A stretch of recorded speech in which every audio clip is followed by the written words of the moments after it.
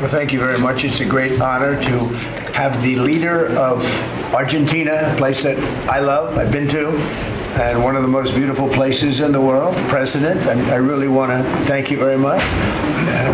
He's MAGA all the way. It's Make Argentina Great Again. I heard about him when he was campaigning, and even before his campaign. He's a great economist, and he was saying a lot of very correct things, and he was very much in a conservative mode. And I heard all about you as you were running and even before you were running, because as a tremendously talented economist, you were getting a lot of good write-ups, and I appreciated that. But he was Make Argentina Great Again. It worked. I actually sent him some hats for his early part of the campaign, and then he called me. He wanted a lot more, and I said, "When does it stop? When will it stop?"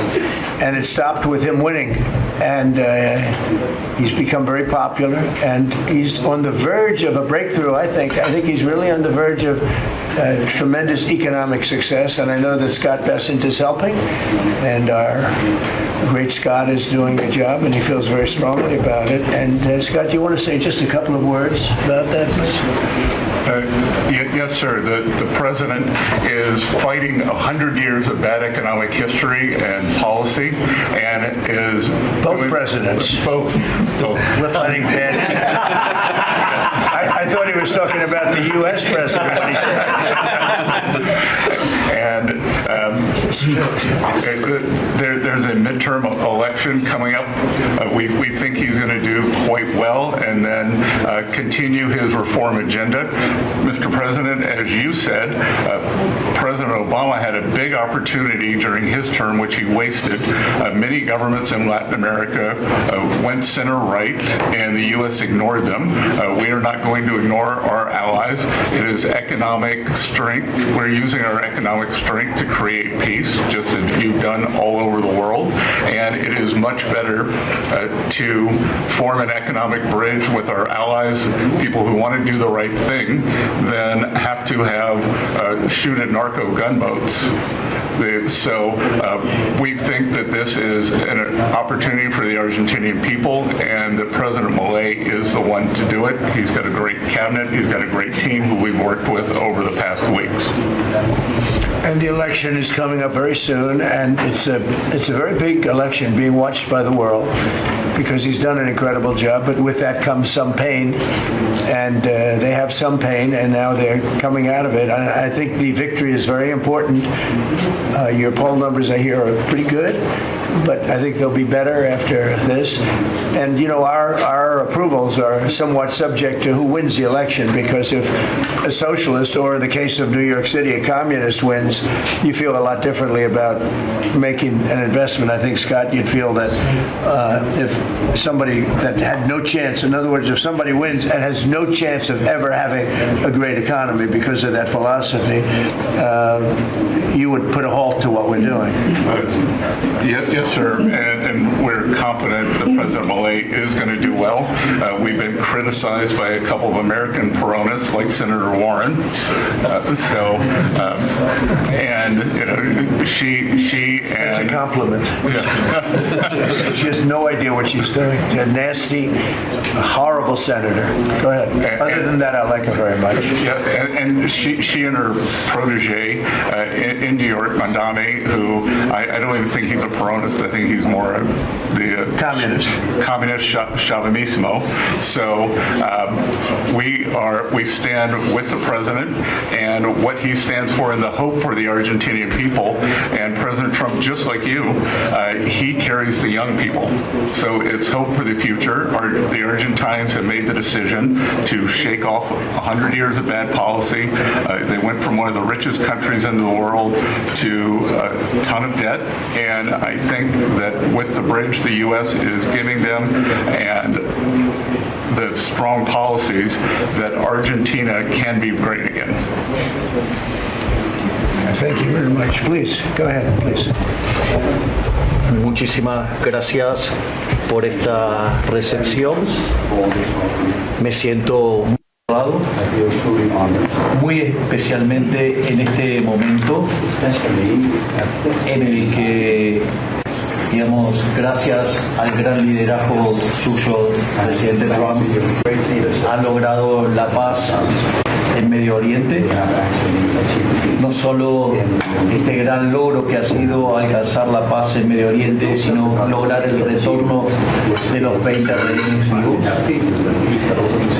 Además, quiero también felicitar por esa labor y por entender, digamos, la amenaza que es el socialismo del siglo XXI en todo el mundo, y en especial en América Latina, la labor de Marco Rubio. Y también quiero agradecer profundamente el enorme trabajo que ha hecho el secretario Bessent, digamos, para ayudar a superar este problema de iliquidez que tenía Argentina como consecuencia, digamos, de los ataques políticos que hemos sufrido por nuestros opositores que no quieren que Argentina vuelva a abrazar las ideas de la libertad y que quieran volver a abrazar ideas perimidas, fracasadas, que en el fondo no son ni más ni menos que caminos que conducen al socialismo. Así es que, en primer lugar, muchas gracias por recibirme, muchas gracias por lo que están haciendo por el mundo libre, y muchas gracias al secretario Bessent por la enorme tarea que ha llevado a cabo y que, digamos, nos permite tener una ruta para poder transitar tranquilos y hacer lo que los argentinos de bien necesitan, y que creo que va a ser un buen caso para mostrar al mundo que las ideas de la libertad funcionan y generan prosperidad. Muchísimas gracias. Thank you. Thank you very much. Do we have a interpreter that wants to, you all either have that, has everyone understood? Because I think you made a very important, profound statement, actually. But we could have it interpreted if you want. Does anybody want to interpret? Would you like that? Would you like it? Can the interpreter speak what, do we have somebody set up for that? You want? It's actually simultaneous, so if the President would like to repeat his statement, we can do it. No, that's okay. Don't worry about it. We'll leave it that way. So it's an honor to have you here. And I just want to tell you that your career has been an amazing one, and it's going to continue with the election. You're going to win the election. We're going to endorse you. I'm going to endorse you today. Fully endorse you. And, people in Argentina like me. A lot of people like me. I'm even surprised myself. But we had a great week. We had a great weekend. We had a great period of time in the Middle East. It was very comprehensive. It went very rapidly, and I think it's going to lead to something that's going to be unrecognizable, certainly for the Middle East. What's taken place in the last few days, people can't believe it. I've never seen anything like it. I've never seen the love and the spirit. And I've done a lot of things. I've done a lot of deals. I've done a lot of political deals where countries come into line or whatever. But I've never seen anything like this, the level of love. And it has to do with the mystique of the Middle East, I think, because if I did other countries, I did 7 other settlements of wars, complete settlements of wars, and it was very well received. But this is something I've never seen anything like it. The media covered it very fairly, and even the fake news, of which we have a lot, they actually covered it fairly for a change. And I appreciated that. We have to get back to that. It's so important. But I just want to say it's a pleasure to be with you, and we're going to have lunch, and we'll take a couple of questions from the news, and I'm sure they'll be extremely non-hostile and friendly. Like JD went through a very friendly interview with George Slobodanopoulos, who was nice enough to pay me $16 million the last time we came. He had to pay $16 million to me, which was good. It was worth having somebody lie. If you get $16 million, that's good. But JD had a very nasty person interviewing him, and we can't let that happen. Just as inappropriate to cut off a highly respected vice president of the United States mid-sentence. I guess it's one way to win an argument. That was the only way he was going to win the argument. So it was pretty inappropriate. I want to tell you that. So thank you very much. Do you have something there? Yes. Oh, good. Thank you. Sí. Quería darle. Okay.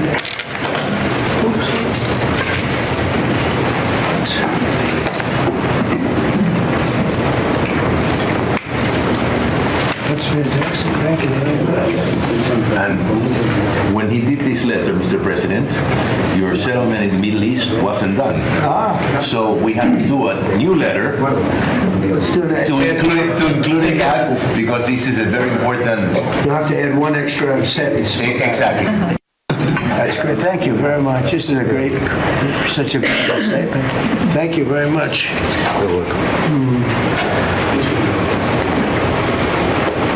That's beautiful. Thank you. Mr. President, how is this Argentina? Why don't we talk about Argentina first? Yeah. Go ahead. How is Argentina Are going? you worried about the How is this influence of Argentina? China in Argentina? Sorry. Go ahead. How is this Argentina rescue package America first? And is this rescue package meant to help President Milei's party in the coming election? No, it's helped. It's really meant to help a good financial philosophy where Argentina can, after 20 years of disaster, because it was very successful at one point, and it can be again, like Venezuela. Venezuela was very, very successful, and now it's a dictatorship.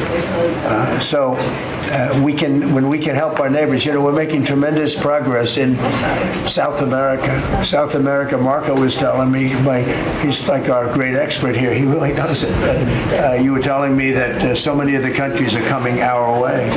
And we had a few years ago, when I just came back, so I've been here now almost 9 months, but when I just came in, I was amazed to see how poorly we've done. We lost so many, and one of them was Argentina, would be lost if he wasn't there. And I think he will be there because the people recognize he's done an amazing job. He took over a real mess. So did I take over a mess. I took over a mess by, the Biden group. And Obama he started it, I'll tell you. Barack Hussein Obama started it. Could you give a couple of words on South America? You were telling me so well yesterday how well we're doing. Go ahead. Well, first of all, we have now 8 or 9, 10 countries, Argentina being foremost among them, that have aligned with the United States on issue after issue in international community events all over the world. They're, in fact, these great allies like Argentina, but I can go into others, Costa Rica, I don't want to leave anybody out, El Salvador, but I think one of the more promising developments is later this month there'll be an election in Bolivia after 25, 30 years of anti-American hostile government. Both of the candidates running in that election, in the runoff election, want strong and better relations with the United States and another transformative opportunity there. But so I think this is important. This is our hemisphere. It's where we live, and having strong neighbors such as this. And great progress has been made, really. And we'll make more. Over the last 9 months. Really over the last 9 months. Yeah, please. Mr. President, from Argentina, Buenos Aires, do you imagine soon a free trade agreement with Argentina? Could it be possible soon? Yeah, it will be. Well, we're going to discuss some of it today, but no, we want to help Argentina, and we want to always help ourselves, but we want to help Argentina, and one of the ways we can do, they have great product, and we used to do a lot of trade, and then if you look at what the Democrats, well, they didn't know. They didn't know. Honestly, they didn't know what they were doing, but a lot of that trade disappeared, and they have great product, so we will be trading with Argentina, and it'll be helpful to them, and it's helpful. It's good for us also. Mr. President, was China trying to draw a wedge between the U.S. and Argentina by buying soybeans from Argentina and not U.S. farmers? I would say so. And China on the port fees. China They've likes to increased draw port fees on wedges. U.S. ships, too. Yeah, sure. I mean, I guess that's natural. It's China, and it's natural, but it's not gonna mean anything in the end. Mr. President, From Argentina, should Argentina end the China swap and close the space base in Neuquén? I don't think you should be doing business much with. You can do some trade, but you certainly shouldn't be doing beyond that. You certainly shouldn't be doing anything having to do with the military with China. And if that's what's happening, I'd be very upset about that. Yeah. And what about the swap? That's good, right? Mr. President, You do understand. Mr. President, what about the swap? Because it's so important for Argentina, the swap. Go ahead. Central bank. The American assistance is not predicated on the swap with China being closed. Any reporting to that effect is incorrect. But you said that Argentina has to expose China from your business or from your agenda, and the swap is so important for Argentina. No, I was referring more to ports, military bases, observation facilities that have been created in Argentina. Than the swap? More than the swap? More than the swap. He was referring to that. Yeah, behind you, please. Yes, President, for Argentina, what's the benefit for United States in helping this way Argentina? Just helping a great philosophy take over a great country. Argentina is one of the most beautiful countries that I've ever seen. And we want to see it succeed. It's very simple. I mean, we don't have to do it. It's not going to make a big difference for our country, but it will in terms of South America. If Argentina does well, you're going to have others following, and a lot of others are following. You have countries in South America that 2 years ago would have never even been thought of to go as democracies or as just countries that want to do fair and balanced trading. And now you mentioned Bolivia, but there are numerous other countries that are coming our way. And Brazil, as you know, I had a very good conversation with the president. I met him at the United Nations before I went up to speak, and then I found that I didn't have a speech because I had no teleprompter. They turned off my teleprompter purposely.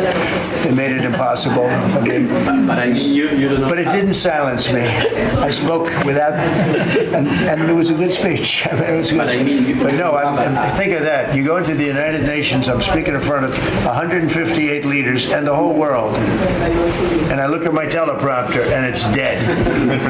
They killed my teleprompter. They wouldn't let the man that operated into the booth. Can you believe that?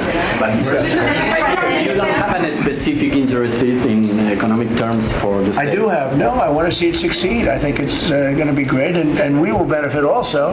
But it's not that big a benefit because it's not that big a country, but it's a very important country, and it's a country that can be very successful.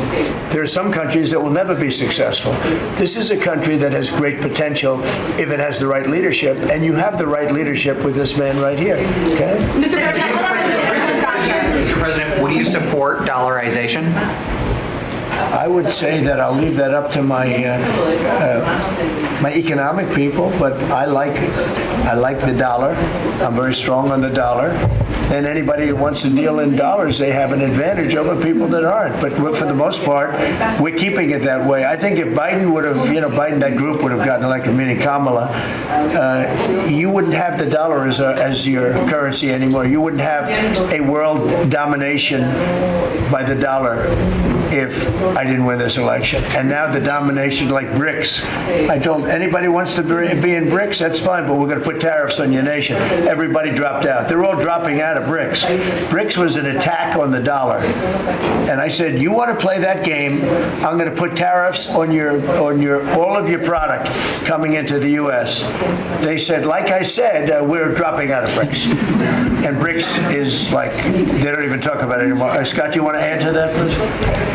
We're very happy with the current currency arrangement. Mr. President,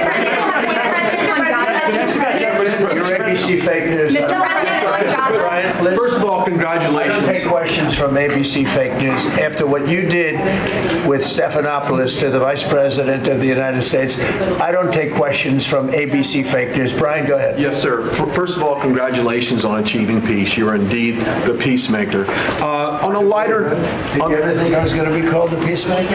Actually, I did. I saw some of the actions you were doing. Go ahead. But on a lighter note, Alyssa Farah, she is one of the hosts on ABC's show The View. She said a while back, I'll quote, "If Trump gets the Israeli hostages out, I promise I will wear a MAGA hat for one day on this show and say thank you for doing it." Your response? Well, did she put the hat on? Well, she hasn't got the hat yet. Who is it? Which one? Alyssa Farah. Okay. Well, she used to work for me. So she used to work here. I'll tell you about Alyssa. She worked here. She gave me the most beautiful letter when, the administration, the time came up, the election was rigged. I left. She gave me the most beautiful letter you've ever seen. I was a great president. What a great job. Some of the letters have been quoted. This is Alyssa, who I never thought was very outstanding. I figured she would not make it. And she didn't have a big role here either. And then we had January 6th, and she left after that or before that, but she gave me the most beautiful letters. And then even months after she left, and while we weren't here any longer, she sent another letter, glowing letter, beautiful letter. And then she got hired by The View, and they gave her a couple of bucks, and she changed her view very quickly. I never thought she'd make it. Never thought she had what it took in any way. You know what that means. But she's on The View. But it just shows what a fraud The View is, because this woman gave me letters and statements. She said I was the greatest president in her lifetime. Now, she's not that old, so I didn't consider it a great compliment, but I've had better. Can we send her a hat? Well, recently I've had the greatest president of them all. I like that much better. Mr. President? Does that include Washington and Lincoln? Yes, sir, it does. I said I like that person. So I think she's a total. I think she's a joke. Mr. President, on Gaza, how long will it take Hamas to disarm, and can you guarantee that is going to happen? Well, they're going to disarm, and because they said they were going to disarm. And if they don't disarm, we will disarm them. How will you do that? I don't have to explain that to you. But if they don't disarm, we will disarm them. They know I'm not playing games. Okay? Now, we did something monumental. We got the hostages back. That was the first thing we had to do. Above all else, get the hostages back. Now, they misrepresented because we were told they had 26, 24 of dead hostages, if we can use those terms. And it seems as though they don't have that because we're talking about a much lesser number. But that's a very tough subject. I want them back. That's what they said. I want them back. Also, they said they were going to disarm. And initially speaking, they needed, they did take out a couple of gangs that were very bad, very, very bad gangs, and they did take them out, and they killed a number of gang members. And that didn't bother me much, to be honest with you. That's okay. We had a couple of very bad gangs. It's no different than other countries. Like Venezuela sent their gangs into us, and we took care of those gangs. We have Washington, D.C. is one of the safest cities in the country. It was one of the worst cities in the country if you go back just a little while ago, right? Now it's safe. You can walk to work. Isn't it nice? But we have told them we want to disarm, and they will disarm.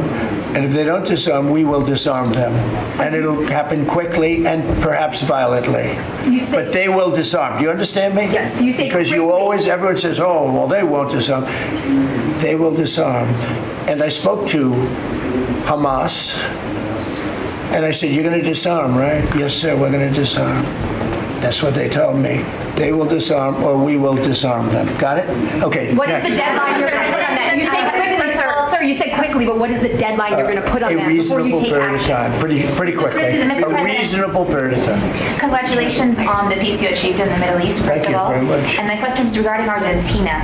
Does continue? Are you from Argentina? I'm from Argentina, yes. I like the Argentina. I like them much better than ABC. Than ABC fake news. Me too, sir. Yes, go ahead. Does continued U.S. support for Argentina depend on the results of the upcoming legislative elections and the ability of the government to pass long-lasting reforms through Congress? Well, I think if they don't do that, we're not going to be around very long. Scott, can you handle that one, please? We're confident that the president's party will and the coalition will do well in the election, and this aid is predicated on robust policies, and going back to the failed Peronist policies would cause a U.S. rethink. Thank you very much. It's a great question. It's a little like New York. You're reading in Argentina about New York. We have a problem. We have a communist who's 33 years old, doesn't know a damn thing. Practically, he's never worked a day in his life. And he sort of caught on, right? And I'm not going to send a lot of money to New York I don't have to. You know, the money comes all through the White House, and if they're going to be sending us stupid policies, I mean, communist policies, which is proven for thousands of years doesn't work. You know, we don't have to prove it again. We're not going to ruin one of our great cities because we'll make that great. We will clean up the crime in about 30 days. It took 12 days to do Washington, D.C., so New York is bigger. And Chicago, we've already made a lot of progress despite fighting from the government, but Chicago's doing great. Memphis is doing really great. You know, we have great support there from the political leaders. They said, please come in and clean up crime. And we love it. We've in 1 week, Memphis is so good. It's so much better. We'll have it within a month. We'll have that into a safe city again. And all of these cities, we want to clean them up. We don't like that opposition. But if somebody's going to be a communist mayor of New York, it's a fluke if he gets in. There are a lot of failed people that he's running against. I mean, you have inferior candidates or something, because it's impossible to think that New York City can have a communist mayor. He's a communist. He's not a socialist, by the way. There's a big difference. He's a communist. He's down and dirty. He's a communist. He hates police. He wants to get rid of all police. I mean, how can a policeman? He hates Jewish people, and yet he's got Jewish people supporting him. He hates Jewish people. So it comes through the White House. The funding for New York and for every place comes through the White House. And I'm very generous, and I was always very generous with New York, even when you had opposition there, but I was always very generous. But I wouldn't be generous to a communist, a guy that's going to take the money and throw it out the window, because you're talking about hundreds of billions of dollars. And we're not going to let somebody get into office and squander the taxpayer money from this country. We're not going to let it happen.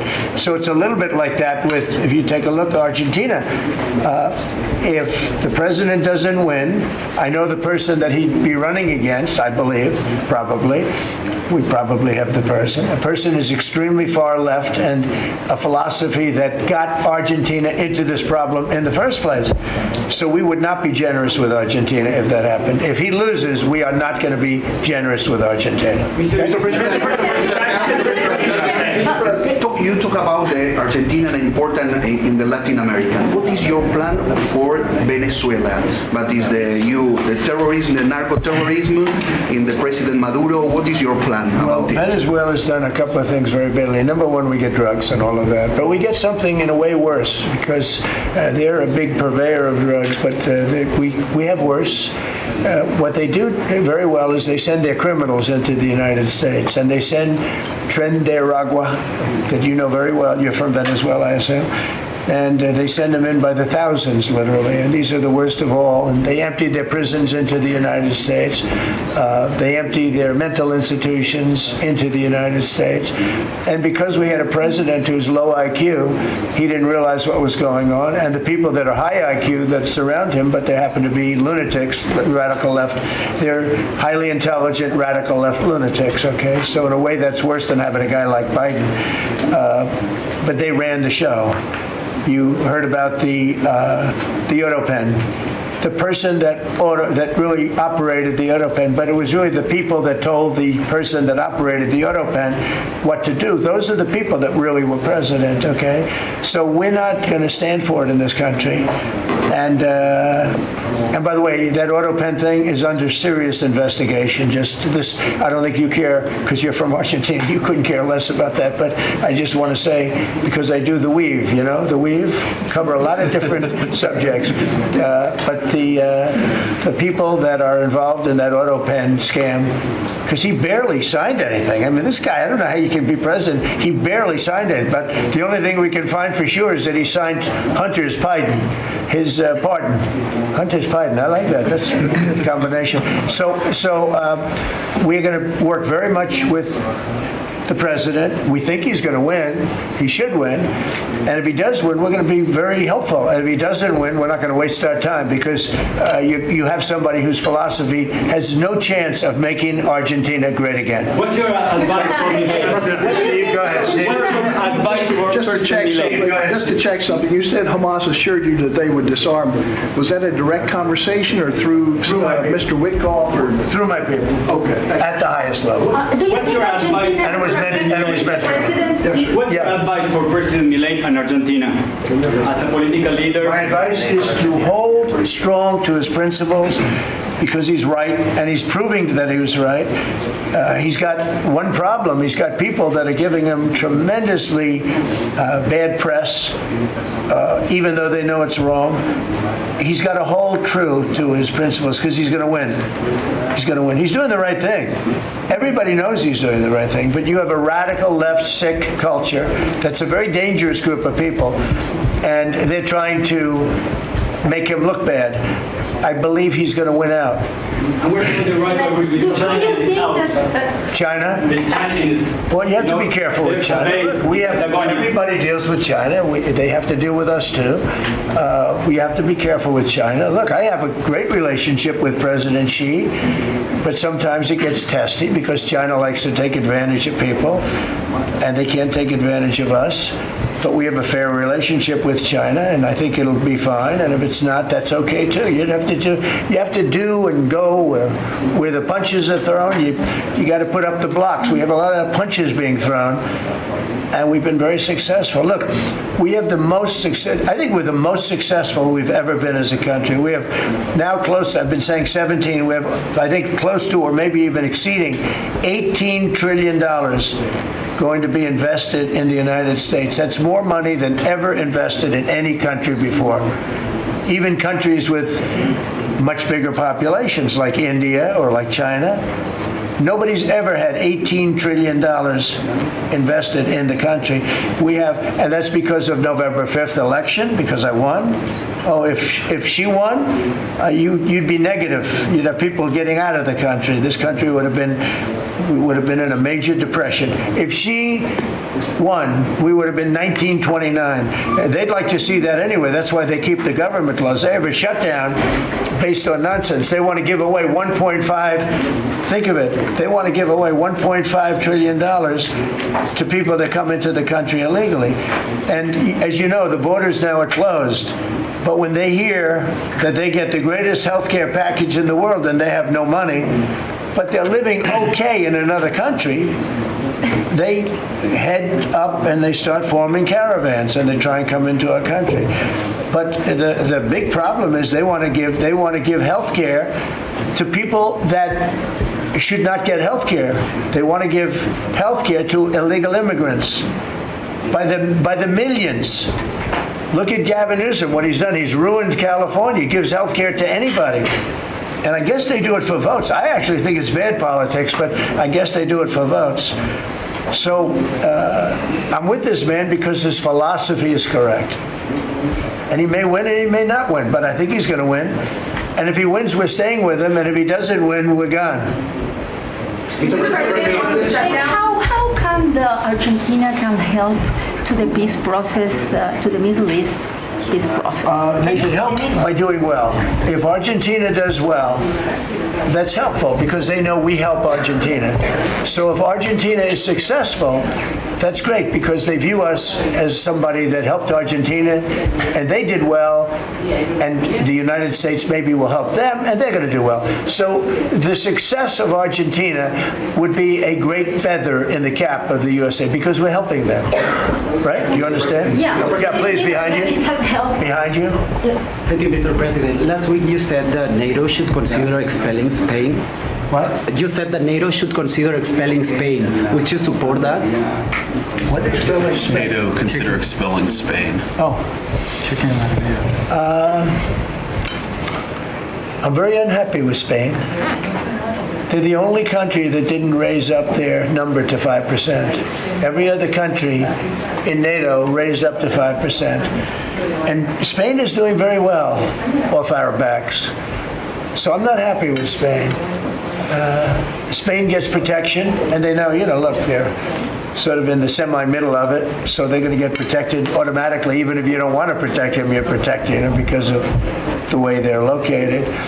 And I think what Spain did is a very bad thing for NATO. I think it's very unfair to NATO.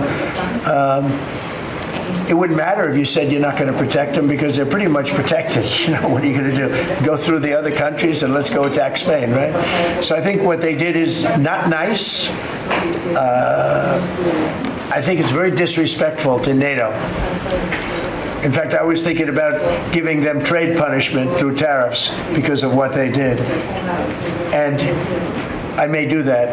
I think unbelievably disrespectful. Spain, the only one out of all the countries in NATO, the only one that said that is Spain. And I think that's, I think they should be punished for that. Yes. I do. The government shutdown, you have the money to pay the troops on October 15th? Okay. How is I actually have a man who is a very wealthy person, you'll know that when I tell you this, who called a donor, a great gentleman, and he said, if there's any money necessary, shortfall, for the paying of the troops, then I will pay it, meaning he will pay it. How about that? I said, look, we're not going to need it. We're going to take care of our troops, but this was a position that's being forced upon us by Democrats, and all they have to do is just sign a piece of paper saying we're going to keep it going the way it is. You know, there's nothing. It's not like it shouldn't even be an argument. They've signed it many times before. I don't want to bore you with the fact that Schumer said 100 times you should never close up government, but Schumer's a weakened politician. I mean, he's going to finish his career as a failed politician. He's a failed politician. He's allowed the radical left to take over the Democrat Party. So if they write books about that, if they write books about him, they're going to have to say that his career ended by allowing the radical left to take over the party. I mean, I won an election in a landslide because people are not into the radical left, and the Democrat Party is. People didn't want to see men playing in women's sports. They didn't want to see transgender for everybody. They didn't want to see all of the different things that they do that's so crazy. Open borders. I mean, the worst thing that he did to us is not inflation, because we fixed inflation. Prices are way down. I don't know if you saw that gasoline went to 58 just now. Did you see what's going on with gasoline? We track that. No, $58 a barrel. Yeah, we track that. Nobody can believe it. I'm very proud of that. You know why? Because we're pumping like we've never pumped before. Because if you get the gas price down, everything else comes down. It's very simple. And he went away from my policies, and you had the greatest inflation. The last administration had the greatest inflation in the history of our country. And now, as you know, groceries are down. It's all down. But on the shutdown, are you settling in for a long? Is this going to be a long term? Are we looking months? All they have to do is just vote to extend. We don't need it. We're not saying we want money. We don't. All we need is a right to extend. They want a right to extend, but they want $1.5 trillion so they can give it away to illegal immigrants, the people that are invading your cities. And many of these people, for whatever reason, I mean, I understood this. I called it a long time ago. These countries are run by people I know, friends of mine. Like, I know this gentleman. I hope you haven't said, he probably did too. Why not? They send up their worst people. They send up people that are criminals. They send up people from jails. And at best, the best ones they send up are people that don't work very hard and that are on a social form of welfare. And they're sending those people into the United States. I don't blame them. I'm angry at them, but I don't blame them. But I'm really angry at Biden and Kamala and that group of lunatics for allowing it to happen, because it's the hardest thing. Now, you know, we're sending them out. It's incredible the job that Christie and Tom Homan and the whole group is doing. But we shouldn't have to be doing that. We're doing a lot of work on getting people out of here. Tren de Aragua has caused tremendous damage, and our soldiers are great. You know, our soldiers are now based on merit. They're not based on woke, because we won the case in the Supreme Court, which was the bravest case. I have such respect for the Supreme Court because of what they did with merit, because our country was built on merit. Countries are destroyed on woke. You know, I made a statement, and I hated to make it because it sounded bad, but everything turns to you know what when it goes woke. You remember the term. I don't like to use it because you might have some children listening, but it turns bad. And no, we have the hottest country right now anywhere in the world. That's why he's here. That's why every other country wants to meet here too. But we only have so many hours in the day and days in the week. But Get the hottest country. Think of it. We were a dead country a year and a half ago. And now we have the hottest country anywhere in the world. It's pretty good. We did a good job. Okay, any other questions? Mr. President, would you like to visit Argentina soon? There is an invitation for that. What does that mean? Do you like to visit Argentina soon? I do. I would love to. I'm just a little busy. I would love to. I'd love to go to Argentina. I'd like to be like Biden. I'd like to go to the beach. You know, my legs are not quite as thin as his. My legs are slightly heavier. My arms are slightly larger. My body is a little bit larger than his. I'm not sure it would be appreciated on the beach, but I'm not going to take a chance. You won't see me in a bathing suit. You won't see in a bathing suit sitting on a beach in Argentina, falling down, not being able to lift a 3-ounce chair, meant for old people to lift, and he couldn't lift it, so we had a problem. He spent too much time on a beach. Somebody told him that he looked good in a bathing suit. And you'd see this guy on the beach all the time. I never quite understood.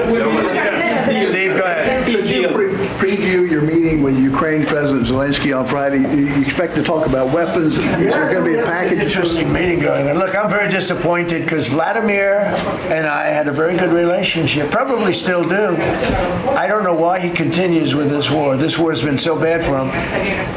He's going into 4 years of a war that should have he should have won that war in 1 week. He's now going to soon be into his 4th year. He's lost 1.5 million soldiers, probably close. Certainly in terms of wounded and no legs and no arms and all the things that happen in horrible wars. It's a horrible war. That's the biggest thing that's happened since World War II in terms of death. It's bigger than any of them. I settled 8 of them. The biggest is that in terms of death. Incredible. I think India, Pakistan had great potential too. We did a great job of that one, but he's got to really settle this war. And you know, they have long lines waiting for gasoline in Russia right now, right? They have long lines. Who thought that was going to happen? And all of a sudden his economy is going to collapse. And I'd like to see him do well. I mean, I had a very good relationship with Vladimir Putin, but he just doesn't want to end that war. And I think it's making him look very bad. He could end it. He could end it quickly. And I have to tell you, I give credit because who would think that Ukraine could have fought Russia for 4 years to essentially a standstill? Now, there has been some early, you know, before they knew what the hell was happening, because it happened quick. Biden should have never let that happen. That's a war that should have never happened, but it did. But it's not making Russia look good, I will tell you that. Tomahawks like Ukraine? We'll be talking about Ukraine, yeah. I mean, I have the president coming in on Friday, and I know what he has to say. He wants weapons. He would like to have tomahawks. Everyone else wants tomahawks. And we have a lot of tomahawks. Tomahawk is do you need any tomahawks in Argentina? You can cross Moscow, tomahawks. You need them for your opposition, I guess, because see, in this country, they'd use tomahawks for the opposition. I don't do that. I'm much nicer. The Democrats would use them if they had the chance. They're sick people. Go ahead. President, are you worried that this plan with Argentina can fail? Anything can fail. Anything can fail. You never know.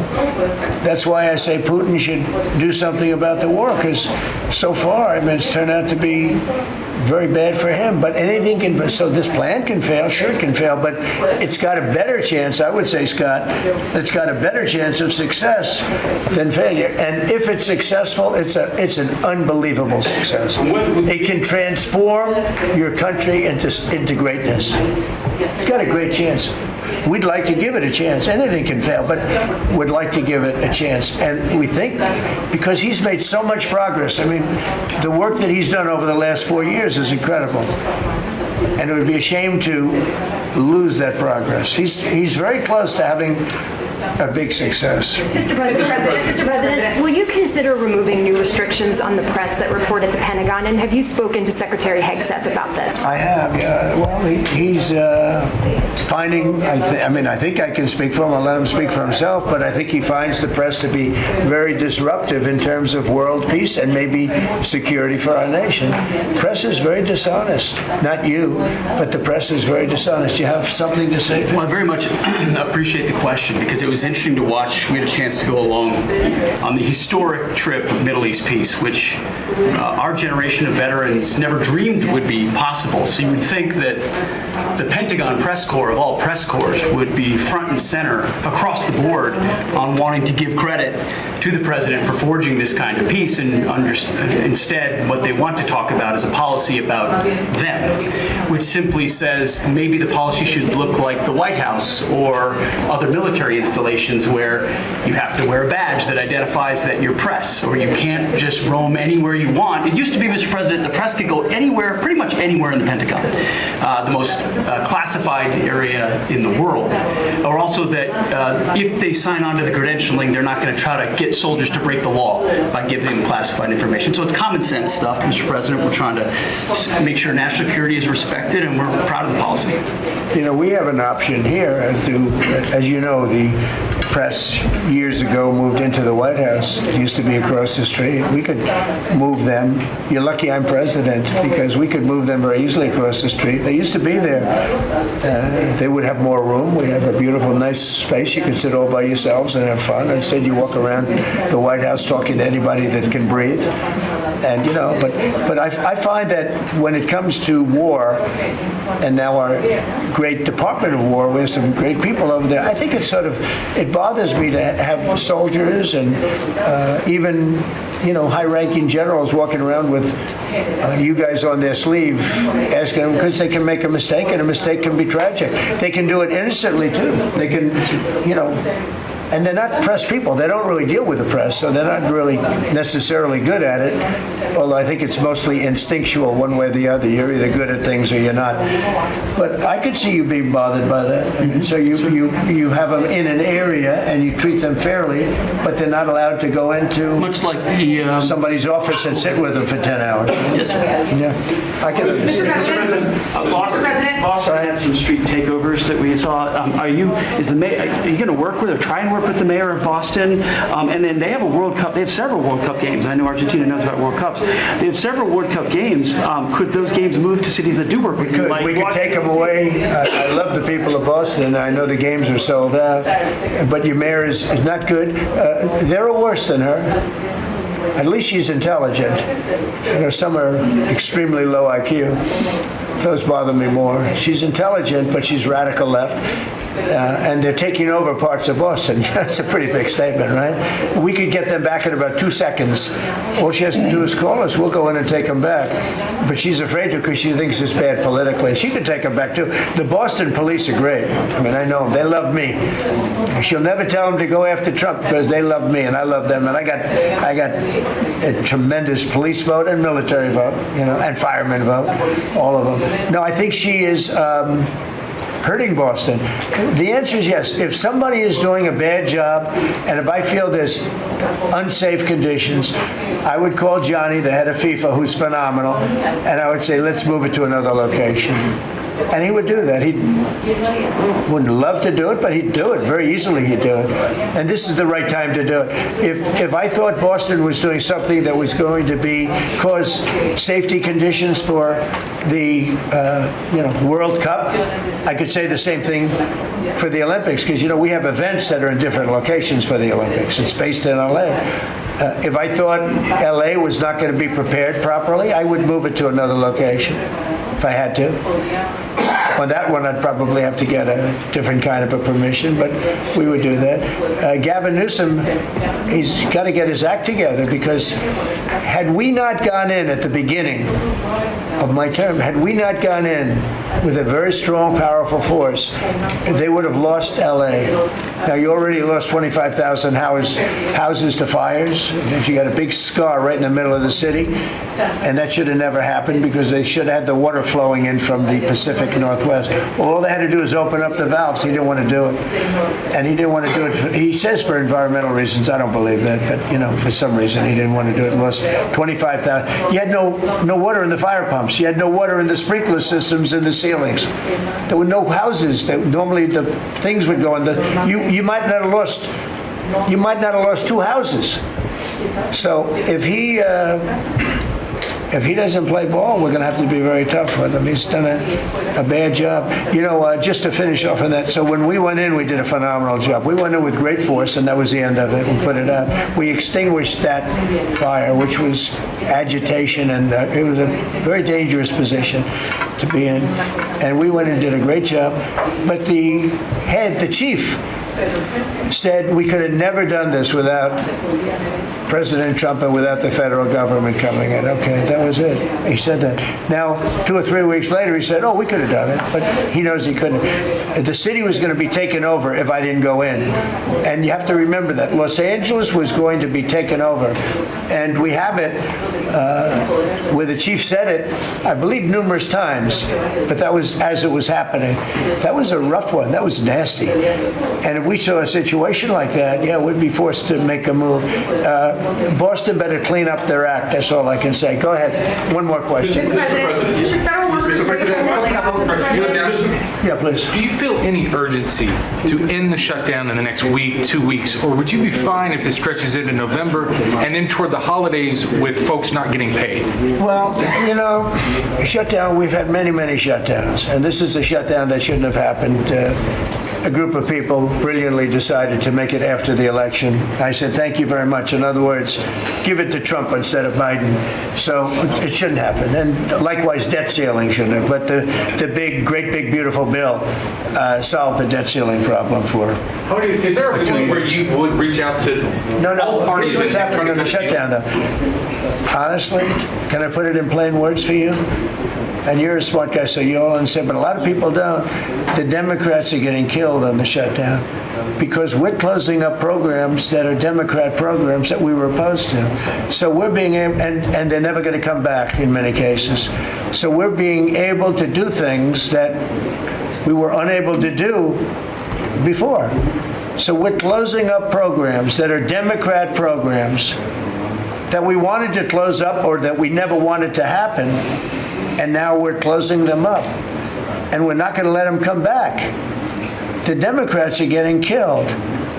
And we're going to have a list of them on Friday, closing up some of the most egregious, socialist, semi-communist, probably not full communist, we're saving that for New York, but semi-communist programs. And we're closing them up. We're not closing up Republican programs because we think they work. So the Democrats are getting killed, but they're not telling the people about that. I say it, nobody, well, I haven't said it probably as bluntly as I just said it, but so we are closing up Democrat programs that we think, that we disagree with, and they're never going to open again. Thank you very much. Thank you, everybody.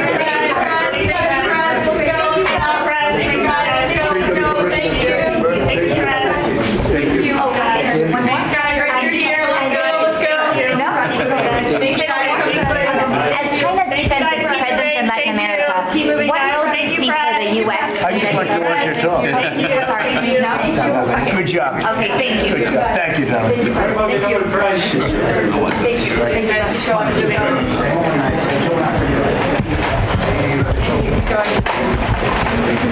you.